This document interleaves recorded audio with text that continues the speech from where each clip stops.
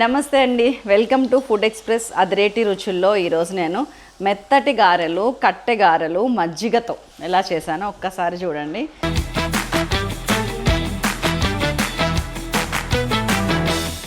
Super duper recipe. Ingredients ఒక్కసారి చూద్దాం. బియ్యపిండి, శనగపప్పు, వాము, అల్లం, పచ్చిమిర్చి, పసుపు, ఉప్పు, కారం, కొత్తిమీర, పుల్లటి మజ్జిగ, ఉల్లిగడ్డ. నేను ఫస్ట్ ఒక 200 గ్రామ్స్ బియ్యపిండి తీసుకున్నానండి.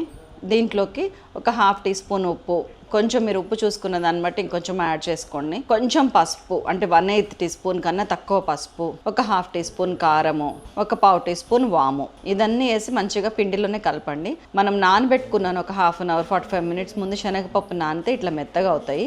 దీన్ని ఒక టేబుల్ స్పూన్ శనగపప్పు కూడా ఇందులో వేసేసాను. దీనిలోకి అల్లం, పచ్చిమిర్చి కలిపిన ముద్ద అండి ఇది. ఈ రెండు కలిపి అంటే ఈక్వల్ క్వాంటిటీస్ తీసుకున్నాను, ముద్ద చేశాను ఇట్లా కచ్చపచ్చగా. దాన్ని 1 టీ స్పూన్ యాడ్ చేస్తున్నా ఇందులో. వీటన్నిటిని మంచిగా కలిపిన తర్వాత ఒక్కసారి ఉప్పు చెక్ చేసుకోండి. దీంట్లోనే కొంచెం కరివేపాకు, కొంచెం కొత్తిమీర కూడా వేసేయండి. అన్నీ వేసేసి ఇప్పుడు మజ్జిగతోని మంచిగా మెత్తగా కలపండి. ఈ మజ్జిగ పుల్లగా ఉండాలండి, చక్కగా మజ్జిగలాగా చేసుకోండి, పెరుగులాగా ఉండకూడదు. పెరుగులాగా ఉంటే మీకు మెత్తగా అయిపోతాయి అన్నమాట, కట్టగారెలాగా రావు. పుల్లగా ఉండాలి, మజ్జిగలాగా మాత్రమే ఉండాలి, గుర్తుపెట్టుకోండి. సో ఆ మజ్జిగతోని మంచిగా గట్టి పిండిలాగా కలపండి, మెత్తగా వద్దు, గట్టి పిండిలాగా కలపండి, పక్కకు పెట్టేయండి. మనం ఇంకొక పిండి ఇందులోనే సగం సగం డివైడ్ చేసాము. ఈ సగం పిండిలో ఏం చేస్తారంటే ఉల్లిగడ్డ పొడుగ్గా కోసిన ఉల్లిపాయ కొంచెం, ఈ మజ్జిగ కూడా కొంచెం వేసి దీన్ని కొంచెం లూజుగా కలపండి, మరీ గట్టిగా కాకుండా కొంచెం లూజుగా కలపండి. ఈ రెండు పక్కకు పెట్టేద్దాం. అంటే ఒకటేమో అప్పటికప్పుడు తినడానికి ఉల్లిపాయతో, ఒకటేమో కట్టె ఉండటానికి స్నాక్స్ కింద పిల్లల కోసం అని చెప్పి నేను చేస్తున్నాను ఇక్కడ.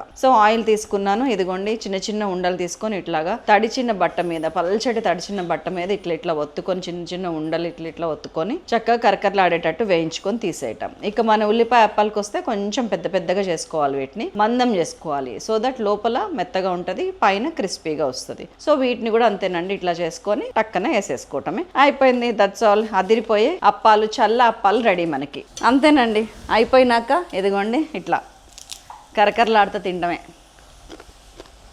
వా, మీరు ఎలా చేస్తారో ఒకసారి కామెంట్ చేయండి. మీకు ఏం కావాలో కూడా కామెంట్ చేయండి, నెక్స్ట్ రెసిపీలో చేస్తాను. బాయ్.